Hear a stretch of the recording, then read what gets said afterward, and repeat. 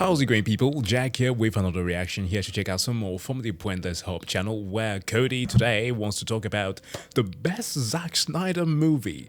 I'm gonna be honest, I don't know this one. I know what it's called, at least the books that I inspired from, even though I haven't read them myself. It's Guardians of Ga'Hoole. This was like a book series that was very popular when a lot of us were going in middle school, right? That's 8th grade or so. Yeah, at the time I was reading Harry Potter, well, while some other friends of mine actually were playing and reading these books, because the Wii was popular at the time. There was a Wii game that a friend of mine owned that was based on Garden of Ga'Hoole. Ga'Hoole. Like, vaguely all I know about it is that it's a very well animated movie that features an owl society. Beside that, I have zero knowledge. So this being called the best Zack Snyder movie in an era where people are arguing that the Superman and the Justice League or whatever are his magnum opus. Are we not talking about Rebel Moon anymore? I'm teasing the man. He has some great stuff out there, a great portfolio, and a lot of flaws, like every other director, even James Gunn. But I'm not here to ignite the war. I'm simply here to have some fun and discuss what the hell this one is. So without further ado, please do make sure to go and subscribe to Cody. Let's get into this one. It's not.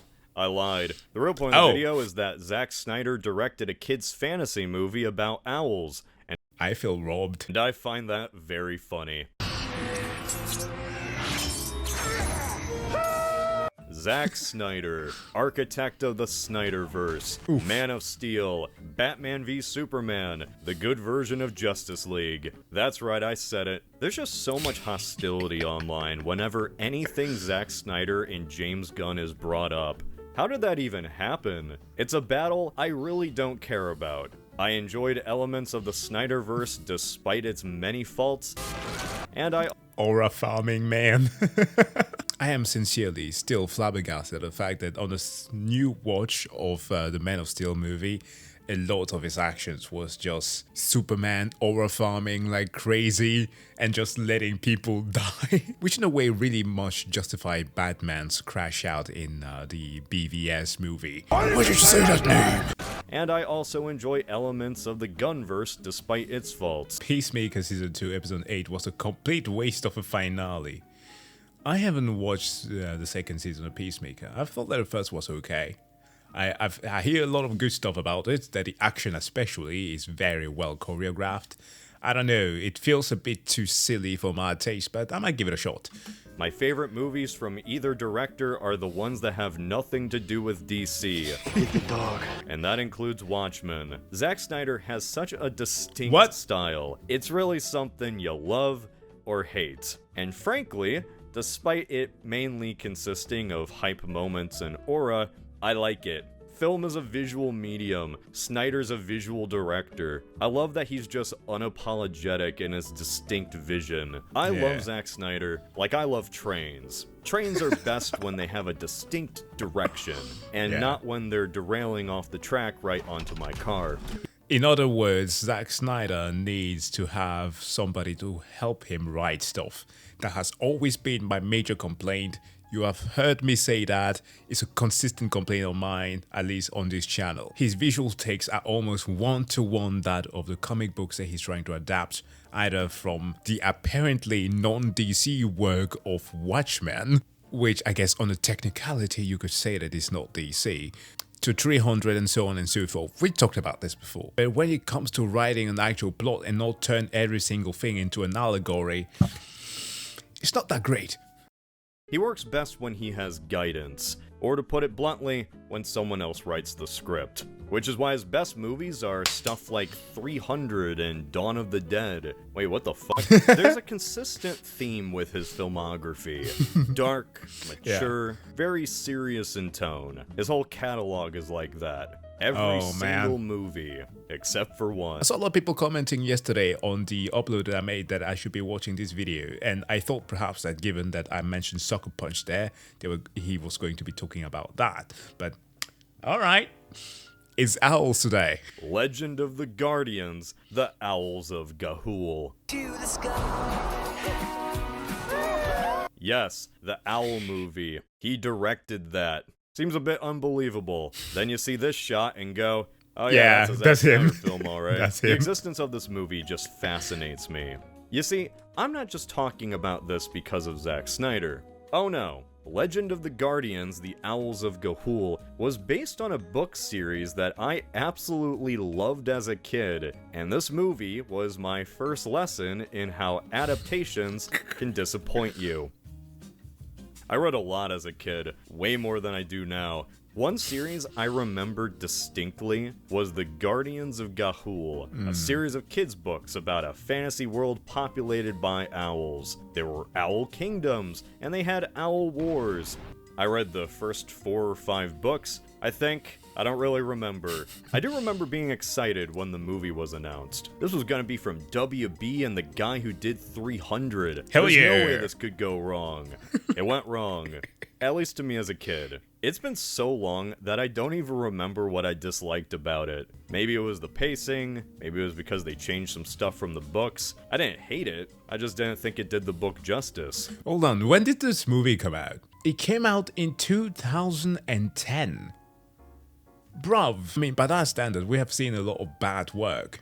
This is decently good looking, and I guess his reputation precedes it as the pretty much only thing that I've heard consistent about this one is that it was very well animated. Then, 15 years go by, everyone's fighting over James Gunn's Superman, I remember the Snyderverse, and then I remember the Owl movie. So I thought, what if I went back and read those books before revisiting this movie again? Would I have the same thoughts I did as a kid? So I sat down, and I read these books to see if I could recapture the feeling of when I was a kid. I didn't recapture those feelings. Man, those sure were some owl adventures. I read the first 6 books in the Guardians of Ga'Hoole series by Catherine Lasky. Only the first 6 books? Why not the rest? Well, for one, dude, there's like 19 books. I'm What? not reading all of those for this video. What? Okay, I don't suppose that they're that long. It's not like Harry Potter size, are they? I remember spotting those in our school libraries, and it's not exactly like I got super interest in them. I know that owls are cool. They're pretty awesome nocturnal birds, especially given the magnificent features of being able to fly like slowly during the night. Nobody can hear them. That's also why they have constant beefs with crows, as an example. Murders of crows tend to always try to mock them during the morning. They're just hovering over them to make sure that no single owl go and attack their young because they have sick-ass predators. No diddy. But shit, 19. Even Rowling's turf ass could not even go so fast to write more than this. Some are prequels, some are sequels, some have different main characters. You can think of the first 6 books as an arc. That's all I care about for this video. Now, fun fact about me, I love owls. They're my favorite animal. They're basically cool. flying cats, and it's just something about them. The way they move, the way they act. I love owls. So, a fun fact to Cody's comparisons to cat there is that the Chinese word for cat, I believe so, either Chinese or like Mandarin. Don't hold me accountable here. I remember but one versions of certain words that I've been told through Chinese friends of mine from university. Mo toying means cat-faced eagle. Owl face, obviously that's an owl. But the word itself means that a bird that looks like a cat. But nobody, and I mean nobody, loves owls as much as Catherine Lasky. She did not make a fantasy series with owls to talk about a fantasy world. She made a fantasy world to talk about owls. That isn't a joke. She said it herself. Catherine Lasky has had a long fascination with owls. Several years ago, she began doing extensive research about these birds and their behavior. She thought that she would someday write a non-fiction book about owls illustrated with photographs by her husband, Christopher Knight. God. Sorry, that made me think about the guy who faked his death, who also was called Knight recently.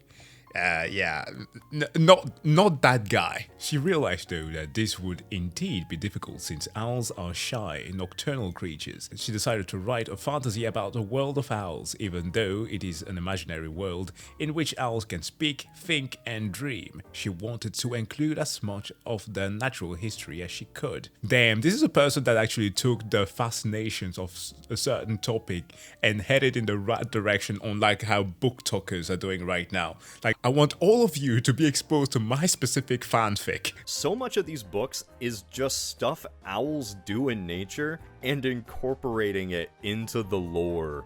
Gizzards, pellets, owls being nocturnal animals. It's such a specific reason to start a fantasy series, and I love it. Like, she really liked owls, and she wanted everyone else to like them too. And sadly, it's really the most interesting thing about these books. Aww. Yeah, I'm sorry. I hate to say it. That second reading for me as an adult was brutal.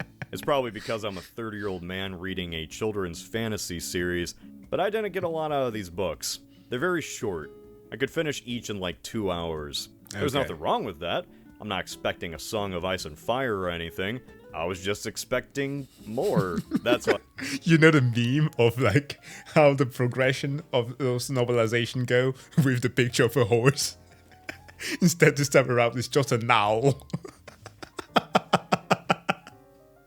I'm so sorry. That's like now you're all going to have that in mind as we're talking about this movie. On me. I'm not the intended demographic anymore. As a kid, I loved them, so they did their job. That said, man, are there some pacing issues in these books. Like, each one can be summarized by a singular event. A majority of the story is really owls sitting around in Owl Hogwarts, or flying somewhere else to sit around. New discoveries are stewed on ad nauseum. They feel like they go on endlessly. A lot of times, information is just repeated to get it through the reader's head. It's pretty slow.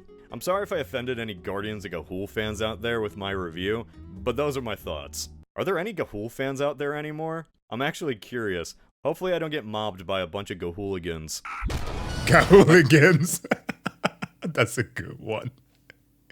See you at night, Cody. The point here is that these books, by their very structure, can't really be adapted like an average young adult novel. This isn't like other kids' books like Narnia or The Road, where one book equals one movie. These books aren't paced like that. The only way to get anything resembling a 3-act structure is to just smush all these novels together, which is exactly what this movie did. Damn. Hey, it's me. You know me, God you love damn, me, the Chef cook. Bobby Boobadelli. I got my restaurant back. But you know what? I think I'm done with professional cooking. I think I want to get into painting miniatures. What the fuck? Hey, it's me, the Warhammer cook. Do you want to have this taste of Slanesh?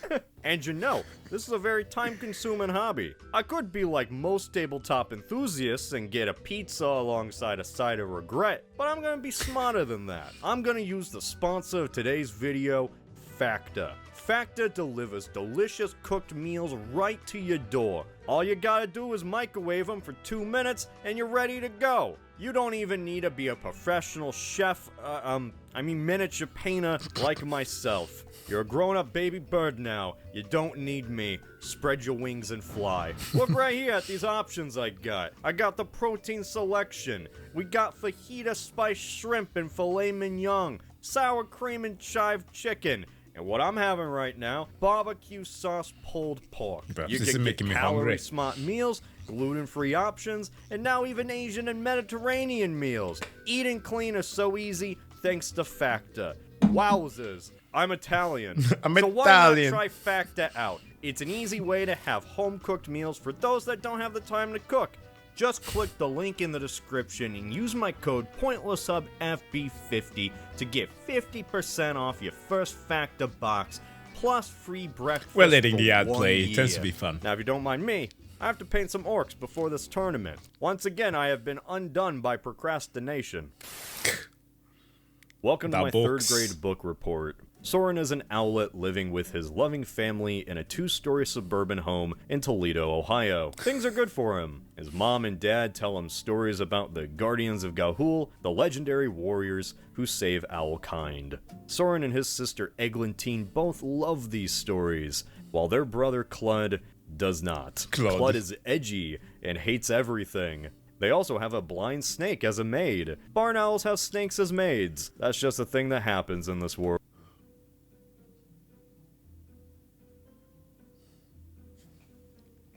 He did just say barn owls. So, well, hold on. It's a society of owls, as far as I understood from my prior knowledge to this. And humans are gone. They have snakes as maids, but they don't have a barn? Hey yo, what the fuck?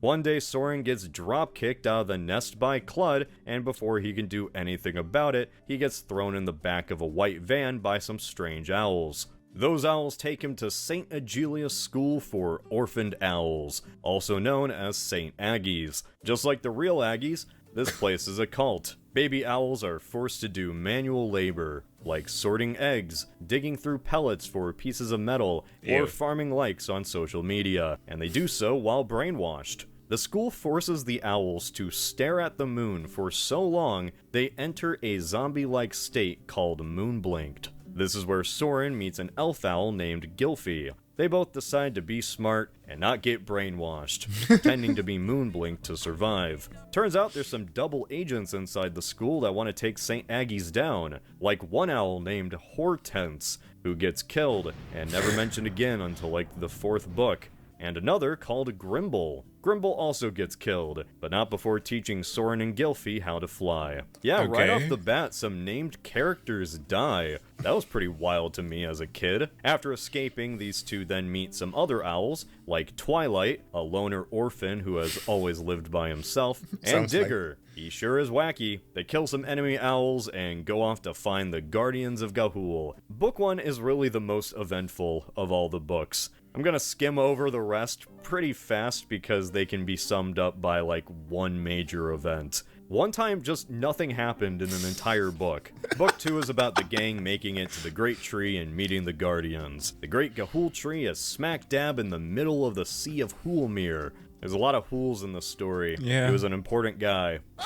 They meet a nice old owl named Ezelrib, who is very wise and unassuming. There is no possibility he ever had a past of being a great wizard. I mean warrior. Most of the book... Did you put your fucking feather in the goblet, Soren said, Ezelrib calmly. of the book is them getting taught to do owl things in owl class. It isn't until book 3 when the real threat of the series is actually unveiled. Racist owls. That is not a joke. Those are the main bad guys going forward. Racist owls. Really, more specifically, German owls? Oh no. Why is it the fantasy cannot escape this anymore?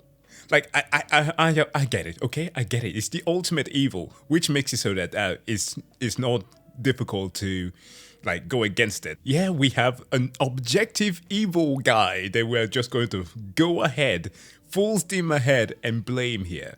Which makes it so weird when certain companies like fucking Ubisoft is going to back down to fight against racist. More specifically, the Bloody Clan. Holy shit, dude. Oh, who the fuck am I offending? The Nazis? But anyways, when series like Harry Potter has a lot of the subtext, have individuals like the goblins and so on being depiction of certain groups of and populations, right? And the Kids Owl book series makes use of that motif again. Like, I don't know how to feel about it. I won't necessarily say that it feels lazy, but I mean, do some variation. Take like, I don't know, a Szechuan owl or something. Something from China. That's the most I can say before YouTube kills me. You see, there's a big bad owl named Metalbeak who rules over a secret army called the Pure Ones. The Pure Ones are made up exclusively of barn owls, just like Soren, who think they're superior to all the other owls. They want to take over the world, and it's up to this coalition of owl species to bring them down. Wow. World War II with birds. Stop laughing. At the end of Book 3, Soren and pals finally confront this mysterious Metalbeak. And guess who it is? Guess who Metalbeak could possibly... His brother. Oh no! No. The first thing that came into my mind was actually Magneto. Because of the helmet. I mean, it's intentional that he decided to make it this way. But I'm pretty freaking certain it's his brother, right? be. Of all the characters I've mentioned in this summary, I suspected who it was halfway through, and you might too. Metalbeak is revealed to be Clud. That's right, Clud is back, and he's more racist than ever. Clud is now a chud. Book 4 is just the Guardians preparing for an owl war, as Metalbeak, alongside his girlfriend Naira, plan to take over the tree and destroy the UN. There's a battle, the Pure One's plan doesn't work, some owls get trapped in glue traps. It's a whole thing. Absolutely nothing happens in Book 5. What a waste of time. It's just Soren's sister Eglantine getting brainwashed by Metalbeak's girlfriend the entire time. The only interesting development is that the Pure Ones take over St. Aggie's at the end of the book. Okay. I need to look into Owl's ability to brainwash other birds. Because if she really based a lot of this fantasy thing out of the actual organic abilities, this is something that I never knew about. Literally, the characters find out in the last chapter. Book 6 is the gang flying all around until the literal last chapter, where they attack the Pure Ones at St. Aggie, and Clud dies. This whole arc ends with Soren and Eglantine's parents coming back as ghosts. They died somehow, it's never explained, and the ghosts congratulate their kids on killing their douchebag brother before going off to Owl Heaven. The end. That's really the gist of the story, so you get the movie. There's some other things, like how Ezelrib, the old peaceful owl, is actually one of the most famous owl warriors. Or how about the absolute craziest thing? All humans are extinct. I don't know how I forgot about this detail as a kid. I figured it was just a land of sentient owls. But throughout the story, it's lore dropped that humans existed at one time, and owls replaced us, left to populate our monuments and our ruins like stone castles. This is a life after people situation mixed with the future is wild, where life just moved on after humanity. Owls are the new squids. Owls have gained sentience and started creating technology on their own. Like, the Guardians have mastered fire and learned to forge things. These owls know about astronomy, navigation, and freaking magnetics. Magnets, how do they work? That's the entire plot. The most important resource that all these owls are fighting over are these bits of iron called flecks. If you have a lot of iron together, it becomes magnetic, and these magnets almost have magical properties. They mess with the owl's navigation system, basically immobilizing them.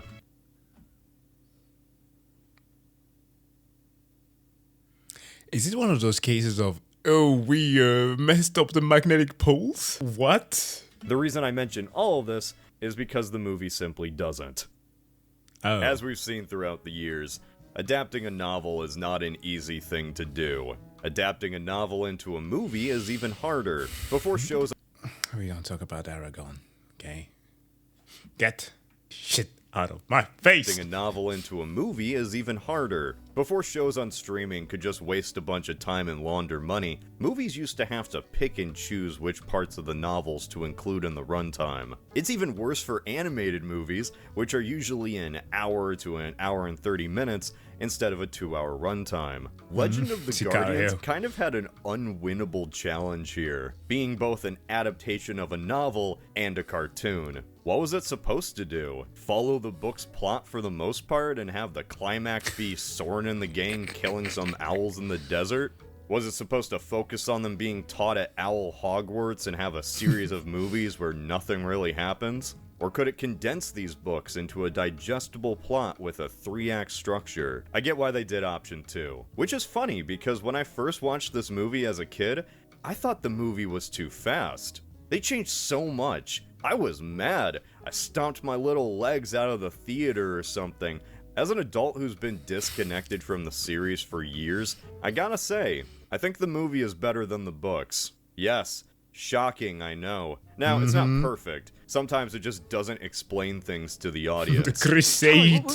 What just happened? Like, there's terminology thrown out that your average viewer is just never gonna get the answer to. Like, why did the owls just keep saying Glocks? Horribly tragic, I know, but by the mercy of Glocks. Oh, Glocks. Glocks, dang it. Well, in the books, it's explained that the owls called God Glocks for some reason, and the movie just never bothers to let the audience in on it. I guess it's something hard to do without a third-person narrator. The movie never really explains what the Guardians of Ga'Hoole even do out. They couldn't borrow the beautiful voice of David Attenborough just to do a little bit of narration for owls. By the mercy of Glocks. Side of the vague, they're the good guys. We never even get an explanation for what Flecks actually are. So it just seems like these owls are fighting over magical orbs or something. Why do they do that? Why are they so strongly affected by this blue light? We never know. This is the owl's navigation system being disrupted, by the way. They aren't being force lightninged. Now, with that said, I don't really care that much that they didn't explain a lot. Personally, I think the best way to watch these movies is after reading these books in the span of 2 weeks like I did. It's kinda cool to see these characters animated. But I guess if you had no idea what this stuff was, then the pacing would feel incredibly fast. For me, I was just pointing at the TV each time I recognized something. Like, holy fuck, it's Bubo! Bubo. What? What the fuck? From the Clash of the... Okay. Sharpen the battle claws. That's right, Bubo the Owl from Clash of the Titans is here too. What a deep cut. 10 out of 10 fucking movie right here. Yay! He's even the blacksmith. Wow. Because Bubo was made by the Hephaestus. Greek god of metalworking. You gotta admit, this is cool.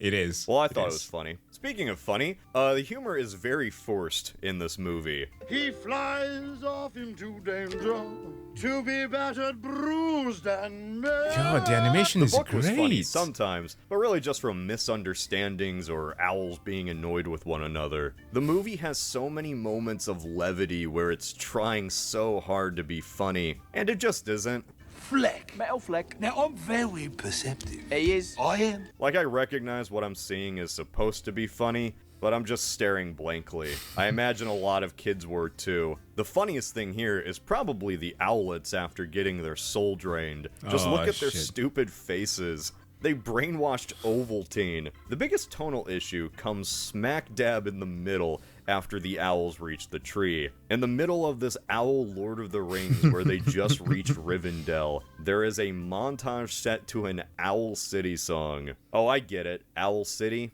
You would not believe your eyes. Wow. 10 million fireflies. But it's not even that song, despite my wife gaslighting me that it was No? for all these years. It's some other one. A theme song they were just so proud of, they needed it here.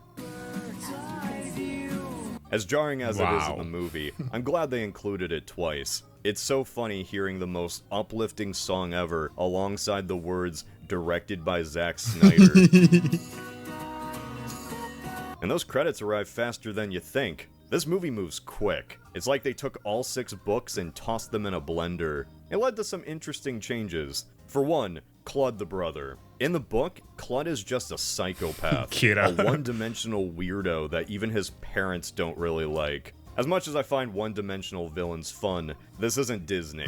Clud isn't singing a little number. I want something a little more complex. And luckily, the movie actually makes him a character. The way they do it is by doing something a little controversial. They combined St. Aggies and the Pure Ones into one. In the movie, St. Aggies are controlled by the Pure Ones, with an older Metalbeak and Naira established immediately as the villains. But soon enough you will understand the Pure Ones are your new family. This was shocking to a lot of Gahooligans back in the day, or at least it was shocking to me. I think the change works simply because it streamlines the story. In the book, St. Aggie's kinda just disappears for a while. They're like the tutorial missions Soren and Gylfi have to escape from. We don't see them again until book 4. By introducing the Pure Ones immediately, and meeting a Metalbeak, the audience sees the true stakes right off the bat. Plus, it actually gives St. Aggie something to do. But most importantly, it gives Clud a reason to turn bad. In the movie, Clud isn't evil right off the bat. He has a rivalry with Soren like brothers do, so he gets jealous because his dad praises Soren all the time. His dad and Soren even share enjoyment of the Guardian myths that Clud doesn't care for. Look, you have a soft head, Soren. I think Da has filled it with stories and dreams. There's nothing wrong with dreams. This is the change that I really like. Instead of Soren getting kicked out by his evil brother, they both fall out of the tree by accident, and then both taken to St. Aggie's. It's there where Soren speaks up for a little elf owl, and he gets punished. Meanwhile, Clud says nothing, and he gets praised. Now there's a soldier. I have done nothing but teleport bread for 3 days. He turns because he finds community in St. Aggie's and the Pure Ones, while Soren doesn't. Despite being the villain, I find this version of Clud way more interesting than even Soren.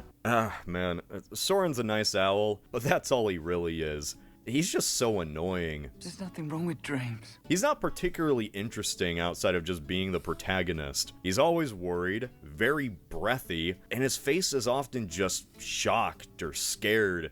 Stop staring at me like that.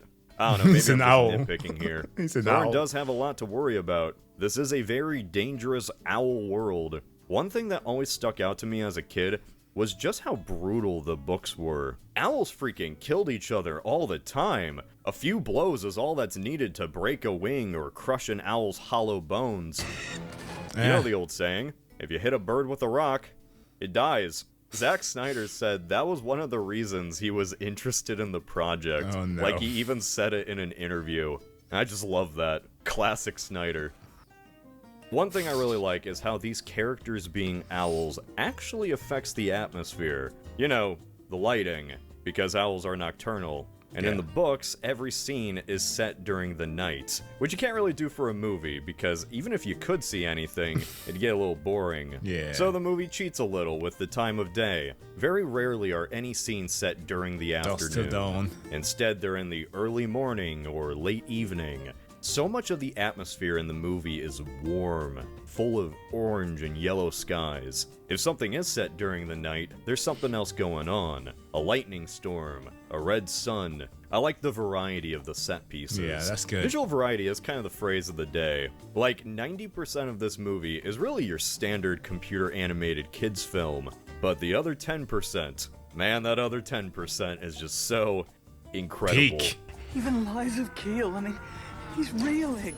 Watching this movie is just getting occasionally slapped with the reminder that this is indeed a Snyder film. It's also a beautiful thing because it makes this work so much better because there isn't like an over-reliance on like motion blur to hide flaws and stuff. Like I see that they make those like slow-mo shots and you can see the details, the clashing of claws and spark that come out of those. That's Snyder good. film really brings up the question, why is this a Snyder film? Why did he agree to this? I figured it was because he had kids and one of them were fans of the book or something, and no. According to this Collider article, he made a kids movie because none of his kids could watch his movies. It's such a Snyder thing that he picked the most violent kids story to tell. But Hey, yo, kids. It's like that quote from, was it Helsinger Bridge? Hey kids, you want to see a dead body?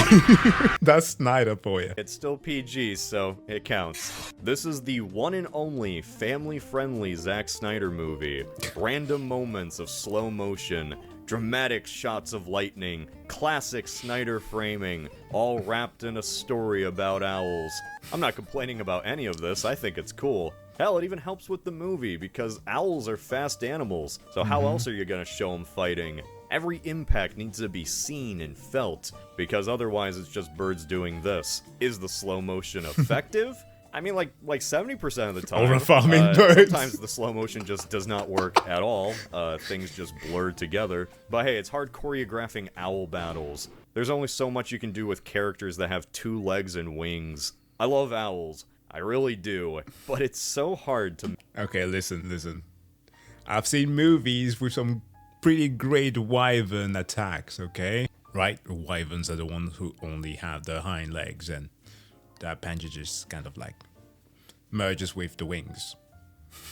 I'm very emotive. Make them look cool. I'm sorry, there's just something fundamentally unserious about birds that aren't hawks or eagles. It kind of takes away from the epicness the movie's going for. This is just a surreal project. Kind of as surreal as seeing a movie Happy about Feet. dancing penguins directed by the creator of Mad Max. This is the same studio that brought us Happy Feet. Happy Feet. So These good. two share remarkably similar DNA. Both were produced by Warner Brothers and Village Roadshow. Both directed by the last person you would imagine doing an animated bird movie. Both distinctly Australian. Guardians is undeniably an Australian co-production. And you're gonna need to fly a long way to get to the Guardians. Animal Logic, the animation studio, is Australian. Yeah. In the book, where the owls are located is never really specified. But in the adaptation, it's pretty clear where the story is set. Soren Australia. and Clud get attacked by a Tasmanian devil. This Yeah. echidna mentions wild dingoes. Alice Springs. Yeah, does so it this fail? movie flopped pretty hard. It even set up for a sequel. With the original Metal Beak dead, Clud was gonna take up the mantle, Harry Osborn style. We never got to see that happen. This movie just underperformed. It was second in its opening weekend behind Wall Street 2 with Shia LaBeouf. There was a second one? Wall Street is iconic. It's the movie, I've quoted that a few times this year alone. The part with greatest good, Gordon Gekko. But they had a second one with Shia LaBeouf. Okay. Yeah, that's no good. But why? Why did audiences just not respond to this? Well, for one, let's be real, the name absolutely sucks. Legend of the Guardians, the Owls of Ga'Hoole. Wow. This title only too got much. worse with time. Rise of the Guardians was a year later, then Guardians of the Galaxy, and Halo 5, Guardians. It was just a title that told nothing. It was so forgettable. The only way I could make this video was if I literally tricked you into clicking on it. Who's gonna take their kids to see Owls of Ga'Hoole? Which kid demanded That's to see that? good enough. Apparently I did. Snyder and Warner Bros. Wanted to make a kid-friendly but serious movie, which is great for this particular story, but it's also not very eye-catching to the general audience. Do you think Kung Fu Panda would have been nearly as successful if it had the same fight choreography, but was about a realistic panda not voiced by Jack Black?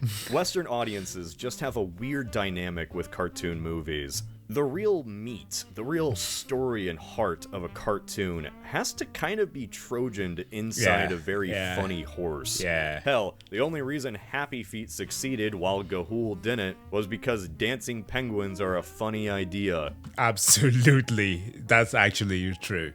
Like, who was seriously going to be taking their kids to watch an environmental movie about the emperor penguins? Nobody. You can market this. You can't really market owls taking themselves seriously. I don't know, it's a shame. Maybe it came out too early. Not all stories really need to be adapted for movies. I'm not the biggest Ga'Hooligan anymore, but I think maybe you could turn this into a show for streaming. I mean, you could turn anything into a show for streaming. The standards are very low. Each novel could be retold in full without changing any aspect of the plot. Who knows? Maybe it could have had a decently sized niche fan base before Netflix inevitably canceled it after one season. I figured out way back, if God is all-powerful, he cannot be all good. And if he's all good, then he cannot be all-powerful. And neither can you be. Wait, what? Why does he say that about Peacemaker? Why? Okay, Zack Snyder, best movie. No, but a Zack Snyder movie, definitely. I like to think that the previous video on Clash of the Titans was just an excuse for him to be talking about a fucking mechanized owl because he became a fan. Fucking boo-boo! Anyways, folks, thank you so much for checking out this video. As always, it was a fun ride to go through. I like it when adaptations are made.